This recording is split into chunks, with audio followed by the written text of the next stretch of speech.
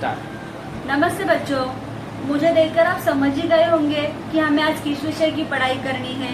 चलो हम लोग पढ़ाई शुरू करते हैं। पढ़ाई शुरू करने से पहले मैं आप लोगों को एक वस्तु दिखाती हूँ। बच्चों, मेरे सामने ये कौन सी वस्तु है? मैं जानती हूँ आप लोग इस वस्तु को पहचानते हो, आप लोग इस वस्तु से परिचित है। इस वस्तु को मोबाइल कहते हैं और इसी के माध्यम से बच्चों आज हम लोग पढ़ रहे हैं।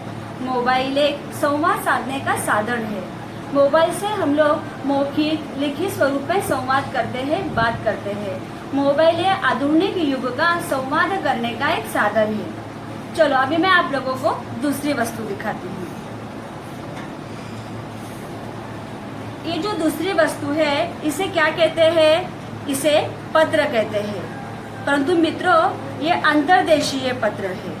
पत्र के माध्यम से भी हम लोग एक दूसरे से संवाद करते हैं, अपनी भावनाओं को व्यक्त करते हैं। तो चलो आज इस मराठी विषय में हम लोग पत्र लेखन करते हैं। बच्चों, आज हम लोग पत्र लेखन करेंगे। पत्र के माध्यम से ही हम लोग अपनी भावनाओं को, अपने विचारों को लिखित स्वरूप में एक दूसरे के सामने रखते हैं, एक दूसरे से बता सकते हैं। तो चलो पत्र लेखन की परिभाषा पढ़ते हैं। आपल्या मनातील विचार, भावना दुसऱ्यांपर्यंत पोहोचविण्यासाठी ज्या लिखित स्वरूपाच्या माध्यमाचा वापर केला जातो त्याला पत्र लेखन असे म्हणतात। बच्चों, आपल्या मनातील विचार, हमारे मन में जो विचार है, हमारे मन में जो भाव है वो दूसऱ्यांपर्यंत मतलब दूसरे तक पहुंचवण्यासाठी, उनके तक पहुंचाने के लिए जिस लिखित स्वरूप के माध्यम का वापर मतलब उपयोग, जिस लिखित स्वरूप के माध्यम का उपयोग किया जाता है उसी को पत्र लेखन कहा जाता है। अब आप लोगों को पत्र लेखन की परिभाषा समझ में आई होगी। अब पत्र लेखन के मुख्य दो प्रकार होते हैं। तो कौन कौन से प्रकार है पत्र लेखन के? पत्र लेखनाचे प्रकार, एक औपचारिक पत्र, दूसरे अनौपचारिक पत्र। बच्चों, मेरी बातों को ध्यान से सुनो। पत्र लेखनाचे प्रकार, एक औपचारिक पत्र और दूसरे अनौपचारिक पत्र। आज के इस पीरियड में हम लोगों को अनौपचारिक पत्र पढ़ना है, इसीलिए मैं आप लोगों को आज के इस पीरियड में सिर्फ अनौपचारिक पत्र के बारे में ही बताऊंगी। अनौपचारिक पत्राला इनफॉर्मल लेटर असेही बोलतात। अनौपचारिक पत्रालाच घरगुती पत्र किंवा कौटुंबिक पत्र असे बोलले जाते। आता हे अनौपचारिक पत्र कुणाला लिहितात?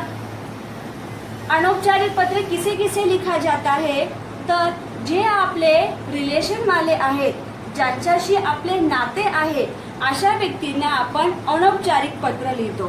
म्हणजे कोणकोणत्या व्यक्ती? तर आई वडील मतलब माता पिता, बहीण भाऊ, बहन भाई, मित्र मैत्रीण, मामा मामी, शिक्षक, काका, लहान भाऊ लहान बहीण, असे ज्यांच्याशी आपले नाते असते अशा सर्वांना आपण जे पत्र लिहितो ते पत्र अनौपचारिक पत्र असतं। अब आप लोगों को अनौपचारिक पत्र किस किस को लिखना है, कुणा कुणाला लिहितात, ये आप लोगों को अच्छी तरह से समझ में आया होगा। आता अनौपचारिक पत्र लिहिताना कौन कौन से मुद्दे लक्षात ठेवायचे, मतलब हमें कौन कौन सी बातों को ध्यान में रखना है ते मुद्दे आपण वाचूया। पहिला मुद्दा, व्यक्तीचा योग्य नात्याप्रमाणे उल्लेख सन्मानपूर्वक करावा। इसका अर्थ यह है कि हमें जिस व्यक्ति को पत्र लिखना है उस व्यक्ति से हमारा रिलेशन कैसा है। इसका अर्थ वो व्यक्ति हमसे छोटी है या वो व्यक्ति हमसे बड़ी है या वो व्यक्ति हमारे उम्र की है, हमारी एज की है, उसके अनुसार उनका उल्लेख मतलब उन्हें सम्मान देना है, जैसे उनको संबोधन करना है। जैसे बच्चों यहाँ पे दिया गया है, अगर हम लोग आई वडील को पत्र लिखते हैं, मतलब आई वडील मतलब माता पिता, अगर हम लोग आई वडील को पत्र लिखते हैं तो हमें यहाँ पे लिखना है तीर्थरूप यांना, सा न वी वी, सा न वी वी। उसका अर्थ होता है साष्टांग नमस्कार विनंती विशेष। मतलब हमें जिस व्यक्ति को पत्र लिखना है वो हमसे बड़े हैं, छोटे हैं, वो हमें ध्यान में रख के उनको यहाँ पे हमें ऐसे संबोधित करना है। उसके बाद वो अगर हमसे वडील मंडली का अर्थ होता है वो हमसे अगर बड़े हैं, जैसे हमारे काका है, जैसे हमारे मामा है, जैसे हमारी मौसी है, अगर हमें उनको पत्र लिखना है तो उन्हें हमें लिखना है तीर्थ स्वरूप यांना सा न वी वी। जैसे मैंने आप लोगों को यहाँ पे अर्थ बताया था सा न वी वी का, वही अर्थ यहाँ पर भी है, साष्टांग नमस्कार विनंती विशेष। अब गुरुवर्य शिक्षक, जो हमारे शिक्षक होते हैं, शिक्षकों में हम लोग अनौपचारिक पत्र लिखते हैं, लेकिन शिक्षकों को जब हम अनौपचारिक पत्र लिखते हैं तो उसमें हमें हमारे विद्यालय के बारे में नहीं लिखना होता है। ऐसा जो पत्र है वो गुरुवर्य शिक्षक पत्र, तो त्याच्यामध्ये आपण गुरुवर्य यांना सादर नमस्कार विनंती विशेष। दूसरे मित्र मैत्रीण, जो हमारे मित्र है, जो हमारी मैत्रीण है, हमारी सहेली है या हमारा दोस्त है, उन्हें जो पत्र हमें लिखना है त्याच्या पुढे आपण सप्रेम नमस्कार असे लिहितो। असे आपल्याला पत्र लिहिताना संबोधन करावे लागते। आता दुसरा मुद्दा मित्रांनो, पत्रात विषय लिहिण्याची गरज नाही। आपले जे हे पत्र आहे ते पत्र अनौपचारिक स्वरूपाचे अनौपचारिक पत्र आहे, त्यामुळे या पत्रामध्ये आपल्याला विषय लिहिण्याची आवश्यकता नसते। तिसरा मुद्दा आहे भावना प्रभावी शब्दात व्यक्त कराव्यात। म्हणजेच काय, जिस व्यक्ति को हमें पत्र लिखना है उस व्यक्ति तक हमारी भावनाएं अच्छी तरह से ऊंची शब्द में समझ जाए, ऐसे सरल शब्दों का उपयोग करके हमें भाषाओं को लिखना है। मतलब सरल शब्दों का हमें उपयोग करना है ताकि उससे हमारी भावनाएं अच्छी तरह से प्रकट हो सके। शेवटचा मुद्दा आहे पत्राच्या शेवटी डावीकडे पत्र पाठवणाऱ्याचा पत्ता लिहावा। शेवटी का अर्थ होता है अंत में, पत्र के अंत में डावीकडे मतलब हमारा लेफ्ट हैंड। जैसे हम इस तरह से, मैं ऐसे खड़ी हूँ, मेरा मुंह ब्लैक बोर्ड की तरफ है, तो ये जो मेरा हाथ होगा, जिस हाथ में मैंने दंडी लिया है, ये मेरा डावीकडचा मतलब ये मेरा लेफ्ट हैंड होगा। तो उसमें पत्र पाठवणाऱ्याचा मतलब जो व्यक्ति पत्र भेज रहा है, जैसे मान लो मैं पत्र भेज रही हूँ या आप पत्र लिख रहे हैं, तो उसमें आपका या हमारा पता होगा। तो इस तरह से अनौपचारिक पत्र लिखताना हे मुद्दे आपल्याला लक्षात ठेवावे लागतात। अब आप लोगों को समझ में आ गया होगा कि अनौपचारिक पत्र लिखते समय कौन कौन से मुद्दों को हमें ध्यान देना है। अब बच्चों, मैं आप लोगों को एक छोटा सा नमूना दिखाती हूँ, पत्र लेखनाचा नमूना। इस नमूने से हमें पता चलेगा कि हमें पत्र कैसे लिखना है, कौन कौन से पॉइंट का उसमें हमें उल्लेख करना है। सबसे पहले पत्र लिखते समय, अनौपचारिक पत्र लिखते समय सबसे पहले हमें दिनांक लिखना है। दिनांक के बाद हमें संबोधन करना है। अभी मैंने यहाँ पे प्रिय ये लिखा है। बच्चों, जिस व्यक्ति को हमें पत्र लिखना है उस व्यक्ति को ध्यान में रखते हुए हमें क्या करना है, यहाँ पे संबोधित करना है। अगर हम उदाहरण में ये मान के चलते कि हमें हमारे दोस्त को, मित्र को, सहेली को पत्र लिखना है, तो हम लोग यहाँ पे प्रिय शब्द का उपयोग करते हैं।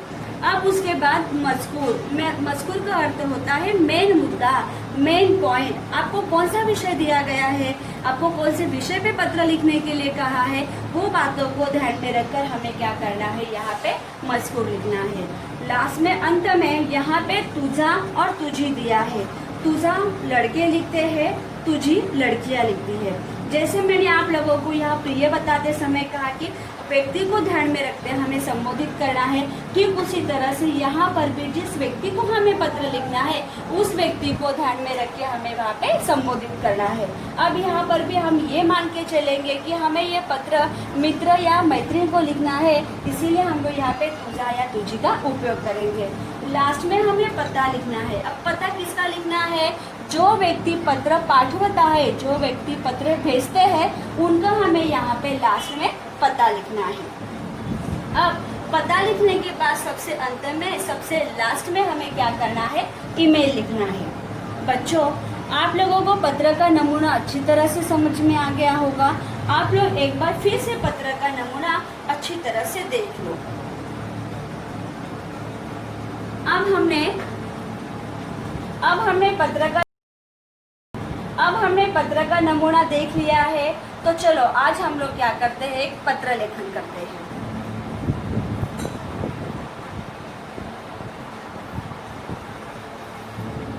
पत्र लेखन करते समय जैसे आप लोगों ने देखा कि पत्र का नमूना, मैं आप लोगों को एक बार फिर से पत्र का नमूना दिखाती हूँ। सबसे पहले हमें दिनांक लिखना है, उसके बाद जिसको हमें पत्र लिखना है उसको संबोधित करना है, फिर मजकूर, फिर तुझा, तुझी, पत्ता, ईमेल। तो चलो पत्र लिखना शुरू करते हैं।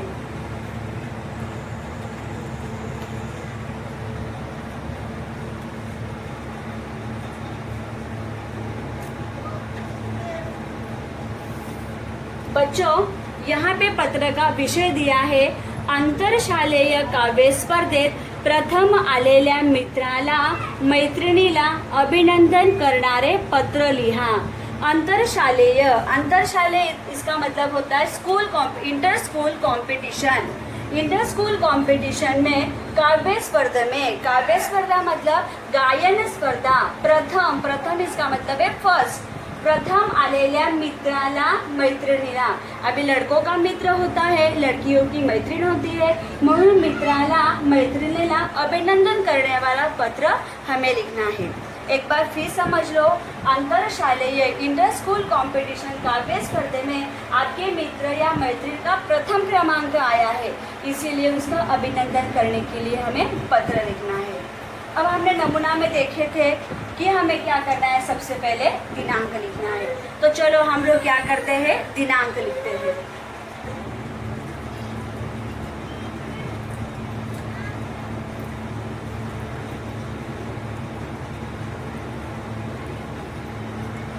बच्चों, पत्र आज लिहित आहोत आपण पत्र आज हम लोग लिख रहे हैं, म्हणून 29 मे 2020। हमेशा एक बात ध्यान रखेंगे, जब भी हम पत्र में दिनांक लिखेंगे तभी भी दिनांक लिखते समय हमें जो महीना है, जो मंथ है, उस महीने को हमेशा हमें शब्दों में लिखना है, अक्षरों में लिखना है। इस बात का हम लोग हमेशा ध्यान देंगे। उसके बाद अभी यहाँ पे हमें पत्र मित्र या मैत्रीण को लिखना है, इसलिए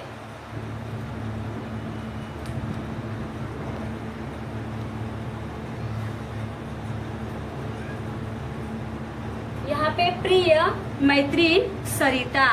अब मेरी मैत्रीण का नाम सरिता है, इसलिए मैंने सरिता ये नाम लिखी है। आप लोग कोई भी नाम लिख सकते हो, जो आपकी सहेली है, दोस्त, आपको उसका नाम लिखना है। लड़के ध्यान रखेंगे, यहाँ पे लड़के मित्र लिखेंगे। मैं लड़की हूँ इसीलिए मैंने यहाँ पे मैत्रीण लिखा है। अब उसके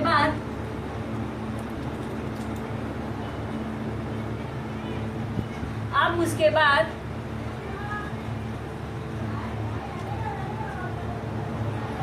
हमें संबोधन करना है, सप्रेम नमस्कार। ये पत्र मैत्रीण को है, इसीलिए हम लोग यहाँ पर सप्रेम नमस्कार लिख रहे हैं। अब त्याच्यानंतर येतो मजकूर, जो आपल्या विषयाशी अनुसरून असा आपल्याला काय करायचं आहे, इथे मजकूर लिहायचा आहे।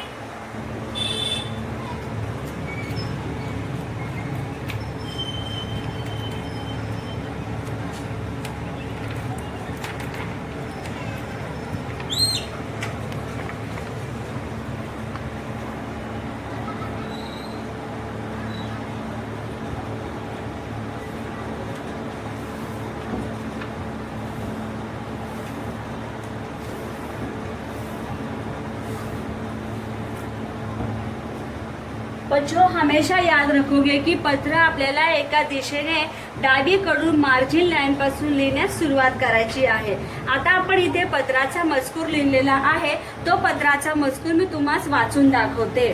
सरिता, तुझे मनापासून हार्दिक अभिनंदन। आज सकाळी दैनिक वर्तमानपत्रामध्ये दुसऱ्या पानावर तुझा फोटो पाहिला। तुला आंतरशालेय काव्य स्पर्धेत प्रथम क्रमांकाचे पारितोषिक मिळाले। ती बातमी ऐकून मला खूप आनंद झाला। मी सर्वांना ती बातमी सांगितली। तू छान छान कविता करतेस हे मला माहीत आहे। तुला असेच यश मिळत राहो ही माझी देवाजवळ प्रार्थना। तुझे पुन्हा एकदा मनपूर्वक अभिनंदन। आई बाबांना साष्टांग नमस्कार। हा आपला विषयाला अनुसरून असा आपला हा मजकूर आहे। इसका अर्थ क्या होता है? मैंने यहाँ पे सरिता लिखा है, मेरी सहेली का नाम सरिता है, इसलिए मैंने यहाँ पे भी सरिता लिखा है। तुझे मनापासून हार्दिक अभिनंदन। मन से मैं आपका अभिनंदन करती हूँ। जेव्हा आपण जास्त आनंदित होतो तेव्हा आपण हार्दिक या शब्दाचा उपयोग करतो। हार्दिक अभिनंदन। आज सकाळी, सकाळी मतलब सुबह में, आज सकाळी दैनिक वर्तमानपत्रामध्ये, मतलब दैनिक, वर्तमान पत्र न्यूज़पेपर, जो रोज पेपर आता है उस पेपर को दैनिक वर्तमान पत्रामध्ये दुसऱ्या पानावर, दूसरे पेज पर तुझा फोटो पाहिला, मैंने आपका फोटो देखा।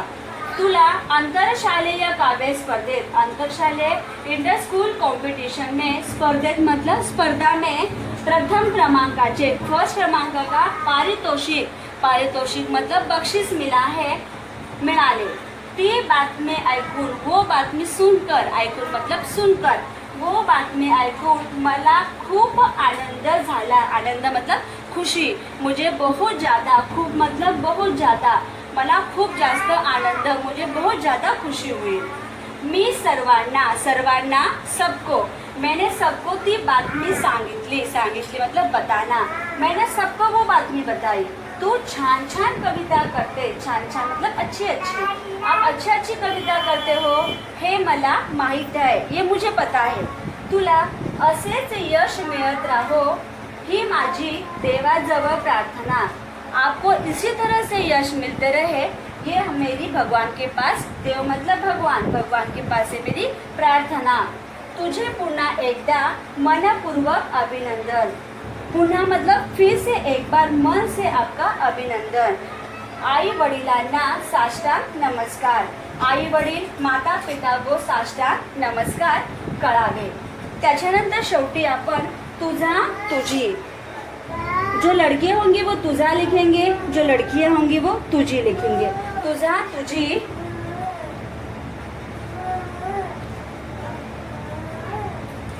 फिर यहाँ पे अपना नाम लिखना है।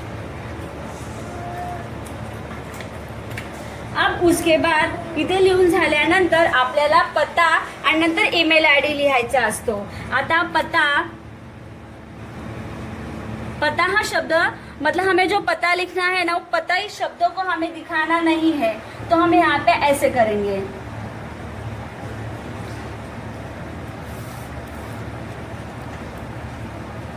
अब माझा पता मतलब जो व्यक्ति पत्र लिखता है उसका पता लिखना है। कविता पवार, श्रीनिवास, रामनगर, पुणे 30। आणि सगळ्यात शेवटी आपल्याला ईमेल आईडी लिहायचा असतो, तो हा ईमेल आईडी। अब बच्चों, आप लोगों को पूरी तरह से पत्र समझ में, आप बच्चों आपको पूरी तरह से पत्र समझ में आया होगा कि हमें पत्र कैसे लिखना है। हमेशा याद रखोगे, पत्र हमेशा हम लोगों को डाव्या बाजूला मार्जिन लाइन से हमें यहाँ से पत्र लिखना शुरू करना है। अब सबको पत्र समझ में आया होगा। अब मैं आप लोगों को घर काम देती हूँ। जो मैंने आप लोगों को जो पत्र पढ़ाया है उसी पत्र को आप लोगों को, जो आप लोगों ने मराठी स्वाध्याय की बुक बनाई है, उस मराठी स्वाध्याय की बुक में आप लोगों को ठीक इसी तरह से आप लोगों को पत्र लिखना है। बच्चों, आपको सबको घर काम समझ में आया होगा। फिर से एक बार बोलती हूँ, यही पत्र आप लोगों को, जो आप लोगों ने मराठी स्वाध्याय की बुक बनाई है, उस मराठी स्वाध्याय की बुक में आप लोगों को ये पूरा पत्र ठीक इसी तरह से लिखना है। आपको पत्र समझ में आया होगा। एक छोटे से वीडियो के माध्यम से हम लोग और पत्रों को